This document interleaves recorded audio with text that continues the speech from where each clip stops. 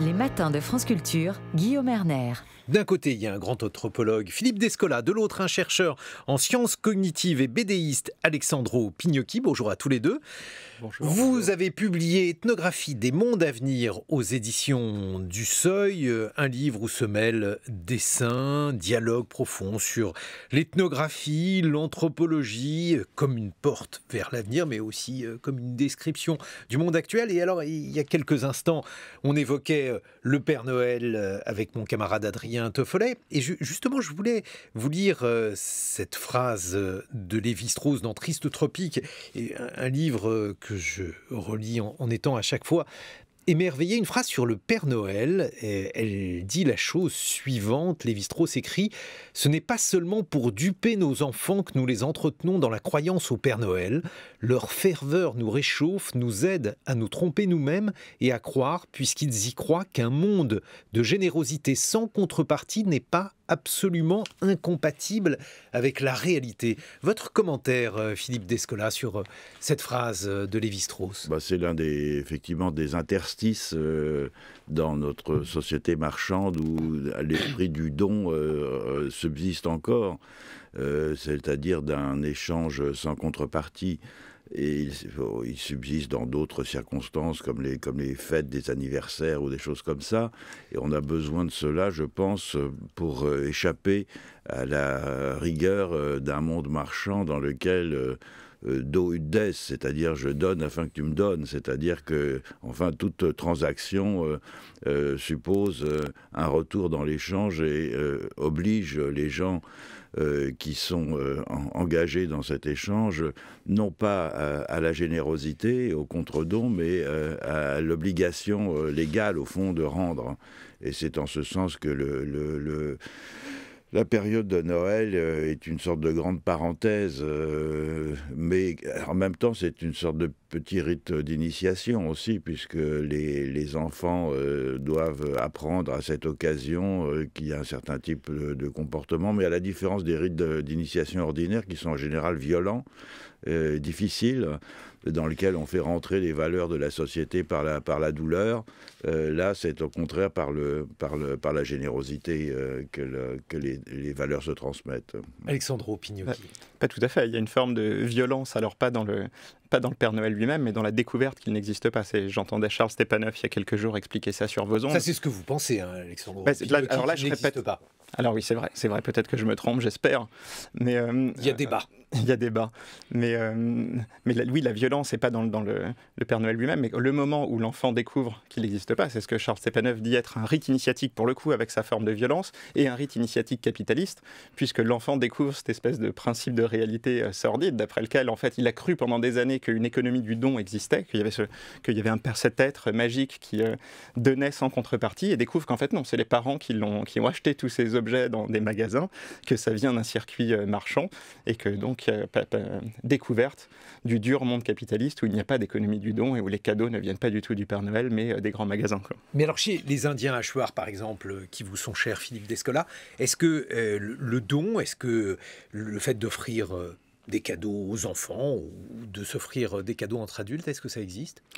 Pas de don en ce sens-là, de l'échange, oui, mais c'est un échange qui est très particulier, qui est caractéristique de beaucoup de sociétés non modernes, c'est-à-dire une forme de circulation des biens qui a pour objectif non pas d'obtenir des biens qu'on ne possède pas parce qu'ils sont rares, mais de renforcer des liens entre les deux personnes qui échangent. Mais chez les Achuar, lorsque l'on fait un don ou lorsque l'on donne quelque chose à quelqu'un, il est entendu qu'il y aura un retour dans l'échange, même s'il n'est pas immédiat, mais parce qu'à un moment ou à un autre, la valeur de ce lien qui est fondé précisément sur la circulation des choses doit être réaffirmée. Oui, alors est-ce que cela, c'est tout simplement ce que désigne le terme de potlatch, le fait qu'il y ait un échange agonistique avec une obligation donc d'offrir plus à celui qui vous a offert? Est-ce que ça, c'est un universel selon vous? Non, le potlatch, c'est quelque chose de très particulier. Marcel Mauss y a consacré une très grande partie de son essai sur le don, mais c'est un peu trompeur, au fond, parce que ces formes d'échange agonistique existent, en effet, le potlatch en est une très bonne illustration, mais elles ont pour objectif de renforcer la puissance de ceux qui donnent, et au fond il y a toujours un perdant à la fin, celui qui perd la face parce qu'il ne peut pas rendre plus que ce qu'on lui a donné, perd la face. Et d'ailleurs ces sociétés de la côte nord-ouest sont des sociétés aristocratiques dans lesquelles qui sont tout à fait semblables à la cour de France telle que l'a décrit Saint-Simon, c'est-à-dire il s'agit d'affirmer sa puissance, sa gloire face aux autres par toutes sortes de procédures, dont celle-là, dont l'échange agonistique. Mais alors, ça veut dire que dans ces sociétés qui ne sont évidemment pas des sociétés capitalistes, le don, l'économie du don, au sens général du terme, peut être très cruelle, très dure. En l'occurrence, oui, les sociétés de la côte nord-ouest jouent sur la... C'est pour ça que je parlais de Saint-Simon, elles jouent sur la possibilité de rendre ridicule, au fond, son adversaire dans la compétition pour le prestige. Ce qui fait la différence, il ne s'agit pas du tout de dire que les économies des sociétés traditionnelles sont bonnes ou morales et que l'économie capitaliste ne l'est pas. Mais la différence, c'est que dans les sociétés non marchandes, un échange n'est jamais juste un simple échange d'objets. C'est toujours une façon de retisser des solidarités, des inimitiés, c'est pris dans un tissu social, et c'est chez les Hatchers, par exemple, et là je cite Philippe Descola, qui dit que quand on vous fait un don, c'est très malvenu de rendre un objet de valeur équivalente immédiatement, alors que pour nous ça semble relativement évident, alors que chez les Hatchers c'est presque une déclaration d'inimité, ça veut dire je ne veux pas être lié avec toi. En me donnant quelque chose, j'ai une dette envers toi, je te dois quelque chose, et si je te rends tout de suite, c'est plus classique de rendre des mois, des années plus tard. Et la particularité du système qui s'est mis en place dans l'Occident moderne depuis 2 siècles, par l'intermédiaire de l'industrialisation et d'une société inégalitaire notamment, c'est-à-dire une économie de marché, c'est que là les échanges économiques sont désencastrés, sont indépendants du reste de la vie sociale. Je vous propose d'entendre justement la voix de Claude Lévi-Strauss. Hélas, je crois que nous n'avons qu'à nous promener à travers le monde pour contempler le spectacle des désastres qu'un développement irraisonné et acharné de la civilisation mécanique qui a créé un peu partout. Et si j'ai appelé mon livre « Triste tropique », c'est précisément parce qu'à l'heure actuelle, les tropiques tout entiers nous offrent un visage de désolation dont nous sommes hélas les premiers et les principaux responsables. Or, je crois au contraire qu'il y a toujours chez Rousseau une extraordinaire sagesse, qu'il sait d'abord que l'homme ne peut vivre qu'en société, et d'autre part qu'il accepte une certaine dose de progrès, si je puis dire, de progrès moyen, comme étant absolument indispensable à la réalisation de la nature humaine. Mais ce contre quoi il nous met en garde, et son message, me semble-t-il, reste toujours valable, c'est contre une espèce de passion acharnée, immodérée du progrès pour le progrès, d'un progrès qui ne serait pas jugé par l'homme de l'extérieur et d'un point de vue de sagesse. J'avais très envie de vous faire entendre cet extrait. Donc c'est Claude Lévi-Strauss en 1956, Philippe Descola, c'est une parole prophétique. Oui, tout à fait. Je pense que Lévi-Strauss a été prophétique à bien des égards, et pas simplement dans le domaine scientifique, mais lorsqu'il déplore avec vigueur la dévastation à laquelle les humains ont soumis la Terre, et pas n'importe quel humain, mais la civilisation moderne, ce qu'il appelle la civilisation mécanique. Alors il n'emploie pas le terme capitalisme, bien qu'il aurait pu le faire, puisqu'il avait été socialiste dans sa jeunesse, mais c'est bien de cela dont il s'agit, et il l'a dit très tôt. Dans cette rencontre que vous avez faite, Alexandro Pinocchi, avec Philippe Descola, dans Ethnographie des mondes à venir, justement, vous expliquez, vous montrez ce que l'œuvre de Philippe Descola, présent en face de vous dans ce studio, vous a apporté, votre cheminement, votre réflexion sur la nature. Qu'est-ce que Philippe Descola vous a apporté ? Cette espèce de choc qu'il a apporté à beaucoup de gens, mais qui est un choc qui n'est pas particulièrement sensible pour les gens comme moi qui se disaient passionnés de nature et qui n'avaient jamais envisagé de présenter la chose autrement et qui avaient toujours pensé la protection de la nature comme étant l'horizon politique qu'il fallait rechercher à tout prix. Et la lecture des textes de Philippe produit cette espèce de pas de recul par rapport à soi-même, où d'un coup, des éléments, des concepts qui étaient simplement des évidences, qu'on n'avait même pas l'idée de remettre en question, puisque ça allait de soi qu'il y avait quelque chose qui s'appelait la nature et qu'il fallait la protéger, idéalement par des parcs naturels.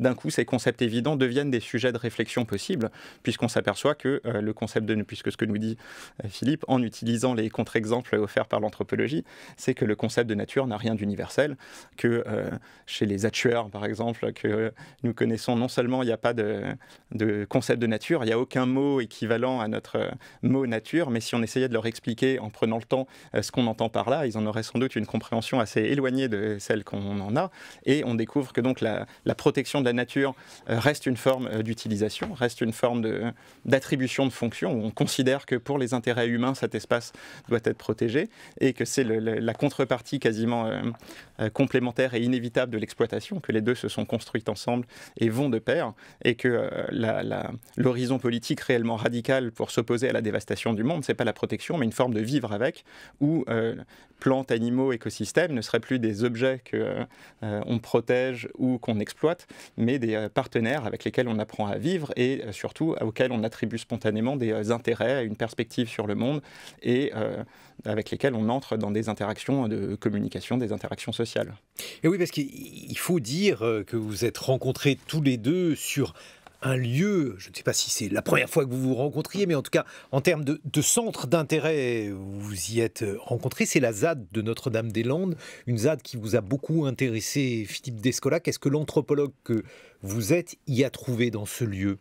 J'ai trouvé des échos de formes de vie que je croyais disparues en Europe et dans le monde moderne ou dans le monde capitaliste, disons, c'est-à-dire des formes de vie qui sont fondées sur la solidarité, le partage, une profonde identification avec un milieu et avec les habitants de ce milieu, qui, à la différence des exemples que je connais et que j'ai pratiqués en Amérique du Sud, qui n'est pas le legs d'une civilisation très ancienne et qui transmet ses valeurs de génération en génération, mais qui a été élaboré sur l'instant, si je puis dire, de façon comme résultat de l'occupation d'un territoire contre un projet d'aménagement délirant. Et ça, c'est un message plein d'espoir, parce que ça veut dire qu'on peut changer.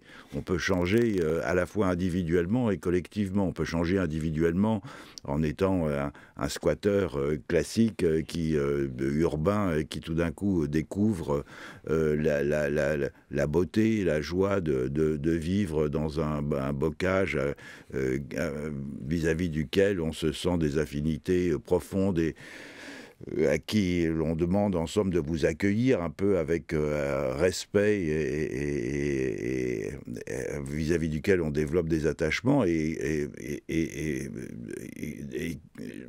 dans lequel on essaye d'inventer des formes de vie collective qui tranchent sur celles qui ont cours tout alentour.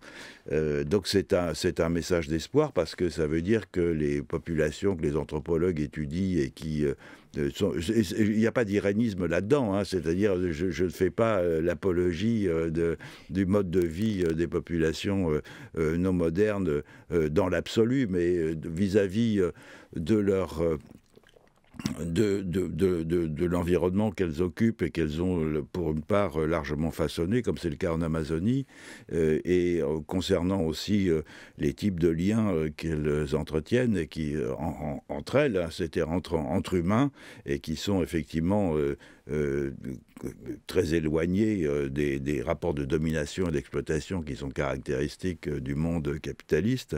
Elle nous offre, sinon des exemples, en tout cas matière à réfléchir. Et c'est merveilleux de voir que des gens ont inventé cela de leur côté dans un morceau de bocage au nord de Nantes.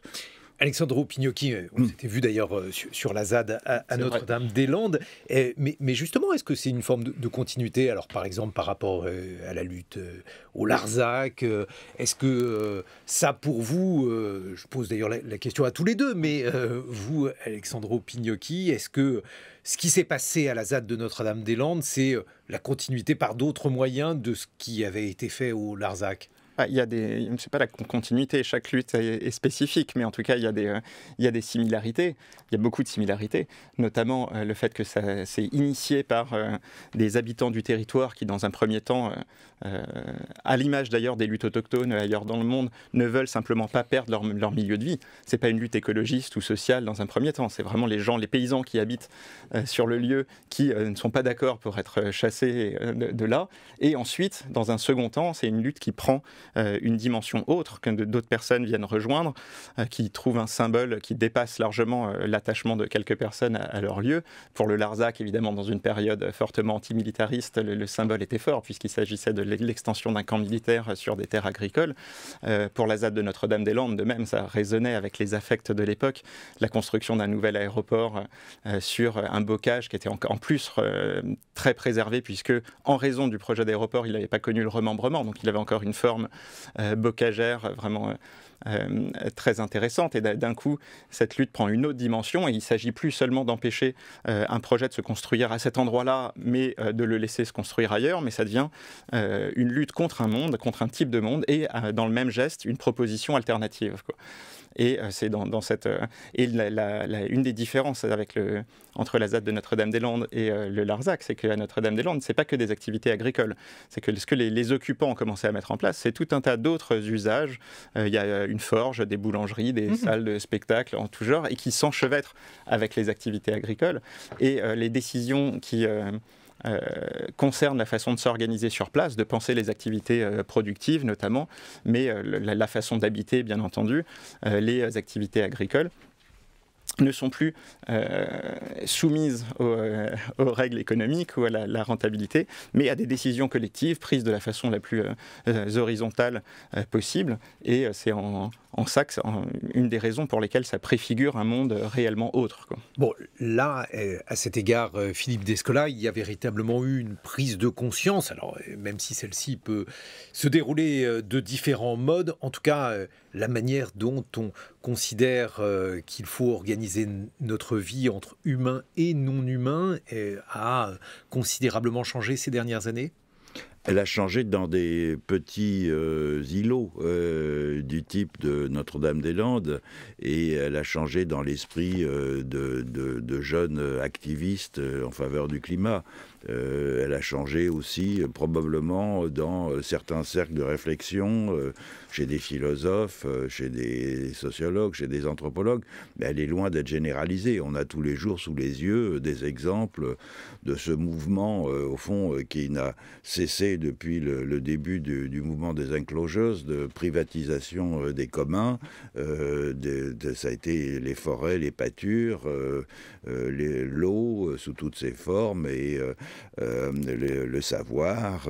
Et pour l'eau, par exemple, la lutte contre les méga-bassines dans lequel Alessandro Pignocchi est très engagé montre bien que ce mouvement n'a pas cessé. Et autrement dit, il y a encore de très nombreuses personnes qui considèrent qu'il est normal de s'approprier pour une toute petite minorité des ressources en eau qui appartiennent à la collectivité locale ou nationale d'ailleurs. Philippe Descola, Alessandro Pignocchi, on se retrouve dans une vingtaine de minutes. Je rappelle que vous avez publié Ethnographie des mondes à venir aux éditions du Seuil, un livre qui a obtenu le prix de l'essai France Culture Arte, 8h sur France Culture.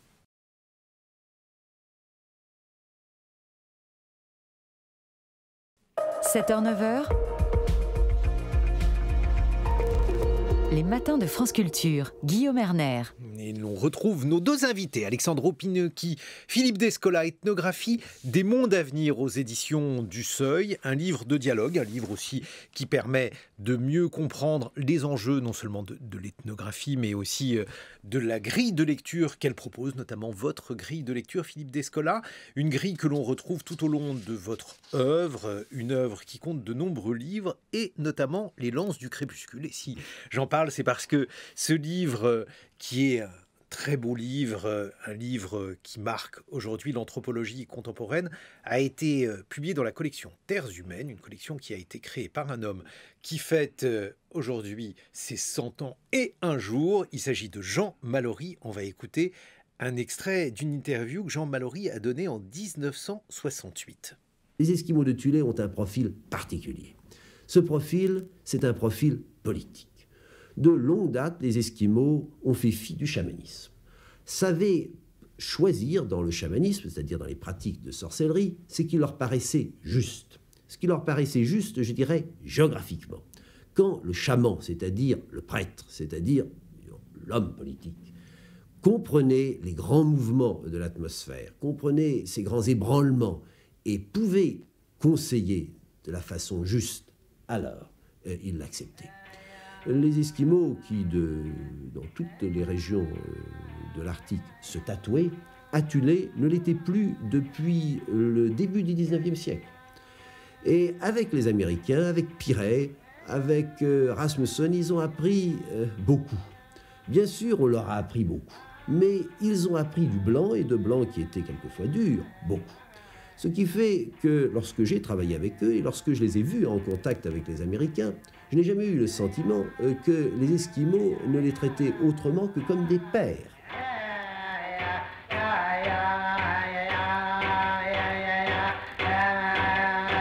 Un extrait donc de la voix de Jean Mallory, où je dois notamment Les Derniers Rois de Thulé. Un commentaire, Philippe Descola. Oui, j'ai malheureusement pas pu me joindre à ses amis qui célébraient son 100e anniversaire à Dieppe hier, si mes souvenirs sont bons. C'était hier. C'est un personnage d'un dynamisme flamboyant malgré son âge, toujours. C'est d'abord quelqu'un qui a changé de vocation parce que c'était un géomorphologue, un spécialiste des sols et des reliefs, qui s'est tourné vers la glaciologie, vers les problèmes d'érosion, et qui découvre dans une mission de glaciologie au Groenland qu'il y a des gens qui vivent là-bas, qu'on appelle les Inuits, et qui sont très intéressants. Et ça, il se convertit donc non seulement en ethnologue, mais il devient un grand défenseur de ce qu'on a appelé les petits peuples du Nord, c'est-à-dire toutes ces populations autochtones de la ceinture périarctique. Et il n'a cessé de créer des institutions ou de prendre voix, comme on vient de l'entendre, pour défendre ces populations. Et c'est à cette occasion qu'il a créé cette collection dans laquelle il m'a invité à écrire un livre, en effet, qui est une collection qui n'a pas d'équivalent dans le monde, au fond, parce qu'elle mélange des témoignages écrits par des personnes à la première personne, qui sont soit, dans certains cas, des autochtones, soit des gens qui ont eu des parcours tout à fait étonnants, et puis des textes d'anthropologues, d'ethnologues à qui on offre ainsi la possibilité, c'était mon cas, de sortir au fond du code universitaire au sein duquel ils développaient leurs travaux et publiaient ensemble des textes savants pour exprimer, au fond, l'ethnographie, c'est une relation subjective entre un individu et puis toute une autre série d'individus avec lesquels il passe plusieurs années, dont il partage la vie. Et cette dimension subjective, elle était très difficile à exprimer dans les travaux universitaires. Lorsque j'ai publié Les Lances du Crépuscule, c'était après un premier livre qui était ma thèse, en fond, et j'avais vraiment ressenti ce besoin de pouvoir parler des conditions dans lesquelles on tisse des liens avec des gens au fil des années, et comment ces liens sont la matière constitutive des réflexions qu'on peut et des descriptions qu'on peut produire pour mieux les comprendre. Voilà, donc c'est une c'est quelqu'un de très exceptionnel, oui. Mais alors, justement, ce que vous avez fait avec les Indiens à Ashwar, ce que Mallory a fait avec les peuples de Thulé, est-ce qu'il s'agit de marquer des différences, des ressemblances? Est-ce que finalement, ce que l'on découvre là-bas, c'est l'universel du genre humain, ou bien les différentes manières de faire monde, parce que vous soulignez dans Ethnographie des mondes à venir, justement, comment on peut habiter le monde de différentes manières? L'universel de la condition humaine, on le connaît, c'est l'amour, la mort, la naissance, l'éducation, la rivalité, l'amitié. C'est des choses qui existent à peu près sous toutes les latitudes, mais sous des formes institutionnelles différentes. Et ce que font les anthropologues, et ce dont la collection Terre humaine est un reflet, précisément, c'est des variations infinies selon lesquelles ces différentes formes de tisser des liens, au fond, entre humains, et avec vis-à-vis de non-humains aussi, se déclinent tout autour de la Terre. Et donc, ce sont des différentes façons de faire monde, en effet, qui sont... dont depuis un peu plus d'un siècle, les ethnologues ont pour mission de décrire et de faire l'inventaire. Alessandro Pignocchi, votre point de vue? Oui, sur mon point de vue, ça peut être sur... Il y a eu tellement de choses sur la collection. Sur les différentes manières de faire monde, la manière dont vous les avez retranscrites dans ce livre Ethnographie des mondes à venir, bon, sauf si vous voulez parler de terres humaines, puisqu'on a tous des titres de terres humaines, indépendamment des lances du crépuscule et des derniers rois de Thulé. Mais c'est peut-être effectivement dans cette collection-là, la subjectivité de l'anthropologue s'exprime plus librement que dans les textes académiques, et c'est une vertu de pouvoir...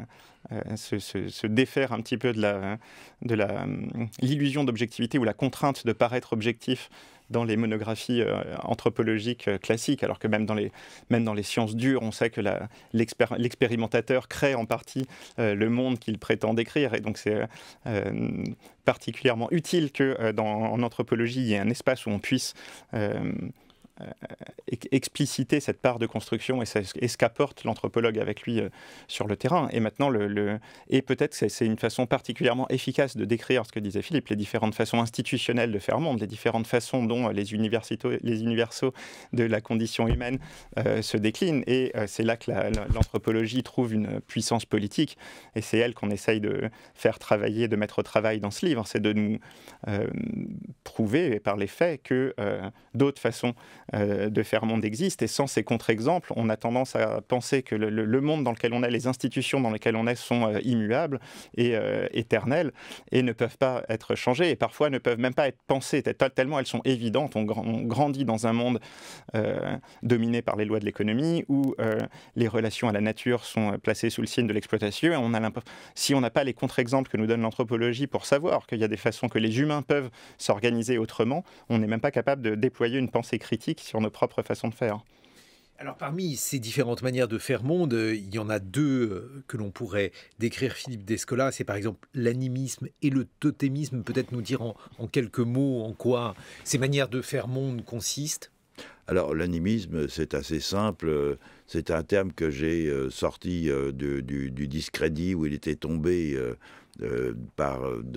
du fait d'un usage indiscriminé pour désigner un très grand nombre de pratiques qui semblaient différentes de celles qui nous caractérisaient, nous les modernes. Et ça consiste à déceler des intentions, des projets, des désirs, des capacités de type humain dans les non-humains, donc à leur prêter une intériorité, à leur prêter une subjectivité, à leur prêter une capacité de communiquer, et en même temps admettre que chaque forme de vie vit dans des mondes qui lui sont propres, du fait de ses caractéristiques physiques. C'est-à-dire que le monde d'un poisson n'est pas le monde d'un aigle, n'est pas le monde d'un humain, etc., puisque les dispositions physiques que chacune de ces formes de vie déploie, les branches, au fond, chacun des membres de ces formes de vie vers des mondes tout à fait singuliers qu'ils actualisent par leur disposition, leur capacité propre. Autrement dit, il y a un très grand nombre de mondes physiques qui coexistent. Et ça, c'est exactement l'inverse, au fond, de notre façon de voir les choses, puisque nous pensons que nous sommes une espèce exceptionnelle par ses capacités morales et cognitives, donc nous dénions toute subjectivité aux non-humains, ce sont des objets, et en revanche, nous considérons que tous les êtres, qu'ils soient biotiques ou abiotiques, dépendent des mêmes lois de la nature. Donc c'est vraiment les Biotiques ou abiotiques? Oui, c'est-à-dire qu'une rivière peut, dans un monde animiste, être conçue comme une personnalité et avoir ses propres désirs, etc. Alors que nous considérons qu'elle, c'est un monde abiotique, mais c'est un milieu de vie dans lequel il y a des espèces vivantes et qu'elle est entièrement définie par les lois de la physique ou de la chimie. Mais alors justement, Alessandro Pignocchi, cette grille de lecture, alors on peut la découvrir, donc animisme, totémisme, peut-être deux termes aussi sur lesquels on va revenir, naturalisme et analogisme. Il y a de plus en plus l'idée, par exemple, qu'une rivière est, y compris aujourd'hui en France, considérée ou devrait être considérée comme une personne à part entière, ayant des droits et devant être protégée en tant que telle. C'est plus, c'est qu'en commençant à prêter des intérêts, une intériorité, une perspective sur le monde à des non-humains, donc plantes, animaux et pourquoi pas milieu de vie, rivières, on dépasse le concept de protection. C'est-à-dire qu'il ne s'agit plus de la protéger comme un objet fragile, mais d'apprendre à faire avec elle, d'apprendre à cohabiter avec elle en tenant compte de ses intérêts. Et c'est un changement de perspective. La rivière devient une compagne de lutte et autour d'elle se crée une communauté avec des humains et des non-humains de types très différents qui sont solidaires, qui ont noué entre eux des liens affectifs et qui deviennent une communauté de lutte. Donc on sort du concept de protection, en somme, quand on rentre là-dedans. Et c'est là, disons, la charge politique c'est la porte d'entrée. Parce que nous, l'originalité de ce livre, c'est qu'on essaye quand même de pousser le plus loin possible, en tout cas d'ouvrir des portes vers des propositions politiques extrêmement concrètes. Parce que là, ce que disait Philippe juste avant le journal, comme quoi il y a quand même un déplacement des subjectivités, des sensibilités assez massif, même s'il n'est pas, c'est sans doute pas la majorité de la population, mais en tout cas, les personnes qui sont insatisfaites de notre façon de nous rapporter aux non-humains, aux plantes, aux animaux, au milieu de vie, ça commence à devenir assez massif. Et le nombre de gens qui souffrent d'être pris dans des institutions, de devoir mener des activités, des types de travaux qui sont destructeurs et qui engagent des modes d'interaction extrêmement pauvres avec les non-humains. Il commence quand même à y en avoir beaucoup. Simplement, on est prisonnier d'institutions qui nous obligent à continuer à vivre de cette manière. Et donc, on s'interroge sur les leviers politiques qui permettraient de défaire ces institutions-là. Au premier chef, les impératifs économiques, la place qu'occupe la sphère économique dans nos modes de vie. On essaye de dire que le déplacement de nos façons de nous rapporter aux non-humains, que tant de gens considèrent aujourd'hui comme défaillants et aspirent à trouver d'autres façons de faire, ne pourra pas être changé tant que c'est les impératifs économiques qui déterminent ou en tout cas servent de justification aux décisions politiques. Dans la mesure où, par exemple, se mettre à considérer une rivière comme une personne, se mettre à prêter des intérêts aux plantes, aux animaux, est une façon de les subjectiver, c'est autrement dit, et incompatible avec le statut d'objet que leur attribue nécessairement la sphère économique. Et donc la question fondamentale, c'est quel genre de levier d'action on trouve pour desserrer les taux économiques et laisser émerger des façons collectives autres de nous rapporter aux non-humains.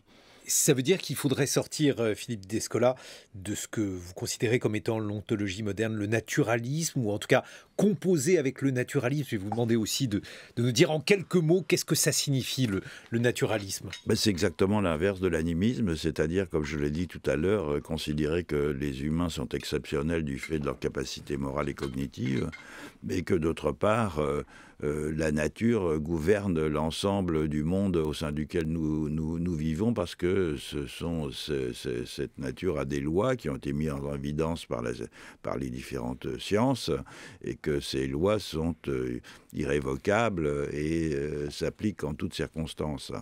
Cette façon de voir qui s'est progressivement développée, non pas du fait de l'accumulation des trouvailles scientifiques, comme le disait Merleau-Ponty, mais du fait d'un changement de l'idée de nature, c'est-à-dire du fait d'un changement d'idée cosmologique qui s'est produit au moment de la révolution mécaniste au XVIIe siècle, qui est présent auparavant déjà, on en voit les premiers linéaments dans les images dès le XVe siècle, a accompagné toute la modernité pendant plusieurs siècles et est en train actuellement, sinon de s'écrouler, en tout cas de s'effriter sur les marges. Et c'est cet effritement qu'évoquait Alessandro Pignocchi à l'instant, lorsqu'il disait que de plus en plus de gens sont insatisfaits des façons de traiter les non-humains, même s'ils sont conduits à en maintenir l'essentiel du fait des institutions au sein desquelles nous vivons. Donc c'est ça le naturalisme. Le naturalisme, c'est au fond la possibilité de la dévastation du monde dont parlait Lévi-Strauss tout à l'heure, de la révolution mécanique, et de l'émergence du capitalisme aussi, c'est-à-dire au fond cette idée que l'ensemble des non-humains sont des objets, qu'on peut traiter aussi certains humains comme des objets, d'où le développement colonial et le rôle qui a joué l'esclavage, qui ont été, dans l'un et l'autre cas, des conditions de développement de la dévastation du monde et de l'affermissement, au fond, de cette distinction entre des sujets agissants, conscients d'eux-mêmes, et des objets qui sont dénués, au fond, de toute capacité de puissance d'agir. Ça, c'est quelque chose dont nous sommes les héritiers et avec lesquels il faut nous colter. Mais comment défaire la suprématie de la sphère économique, Alessandro Pignocchi, sachant que depuis que l'on parle dans cette tranche d'information, il est largement question des conditions matérielles de vie des êtres humains? Alors c'est différent. Effectivement, si on prend l'économie dans un sens extrêmement large de conditions matérielles de vie, on la défait pas. La particularité dans l'Occident moderne depuis 2 siècles, c'est le statut, y compris les faits économiques, c'est-à-dire qu'ils se mettent à déterminer ou en tout cas à légitimer les décisions politiques. On va valider, quand on pense à comment habiter le territoire, comment développer des activités agricoles, n'importe quelle activité productive, c'est des questions de rentabilité, de croissance, etc. qui priment. C'est ça qui aiguillonne la décision. Défaire la suprématie de la sphère économique, ça veut dire redonner la primauté à la politique sur l'économique. Et ça peut prendre des formes extrêmement différentes, pas toutes désirables d'ailleurs. Disons, le fascisme est une façon de redonner la primauté à la politique sur l'économie, mais la perspective politique que nous on défend et qui nous semble à la fois la plus désirable dans la situation actuelle et la plus à portée de main, même si c'est pas tout à fait le cas encore, c'est de faire ça de façon territorialisée. C'est par la lutte territoriale, par la reprise en main de territoires, comme ça a été le cas sur la ZAD de Notre-Dame-des-Landes, mais dans plein d'autres endroits aussi. Et dans ces cas-là, desserrer l'étau économique, ça veut dire remettre au premier plan des relations fondées sur l'entraide, sur la décision collective, retrouver des formes d'autonomie alimentaire, notamment d'autonomie matérielle, qui permettent d'être moins tributaires du salariat, de ne plus être entièrement dépendant du marché pour survivre, quoi. Et à partir de là, sur des territoires, alors qu'on espère les plus vastes possibles, les plus, dans la mesure du possible, organisés en réseau solidaire, on choisit les façons d'habiter, les façons de mener les différentes activités, en particulier agricoles, parce que c'est quand même ça le cœur du problème dans les années qui nous attendent, hein, c'est de démonter l'agriculture industrielle et de la remplacer par des formes d'agriculture paysanne. Et on considère que ça ne sera possible que si les décisions politiques et la subsistance sont massivement relocalisées, territoire par territoire. Et avec l'exemple, en tout cas en France, de la ZAD de Notre-Dame-des-Landes, comme l'endroit où cette réincrustation de l'économie dans le politique a pris les dimensions les plus conséquentes et les plus spectaculaires, quoi. Et une dernière chose importante dans les thèmes que vous traitez, Philippe Descola et Alessandro Pignocchi, dans Ethnographie des mondes à venir, le livre que vous publiez aux éditions du Seuil, la différence entre le scientifique, puisque vous êtes tous les deux des scientifiques, et le fait d'avoir d'autres modes de connaissance, qui seraient des modes de connaissance non scientifiques. On entendait tout à l'heure Mallory parler de chaman. Il parlait à l'époque de chaman, on dirait peut-être plutôt aujourd'hui chaman. On voit qu'on a différents modes de connaissance. Comment justement les associer, les conjuguer, Philippe Descola ? Ça, c'est un grand problème, effectivement, de la construction institutionnelle de la science au cours des derniers siècles. Pendant longtemps, ce qu'on appelait les savoirs populaires, c'était le terme officiel, étaient discrédités, et étaient étudiés uniquement par les anthropologues en particulier, sous l'angle de ce qui pouvait nous apprendre sur des façons, au fond, de faire de mauvaises inférences à partir d'observations très fines. Je pense que c'est-à-dire de distinguer, si on peut dire, des savoirs empiriques et puis les conclusions qu'on pouvait en tirer.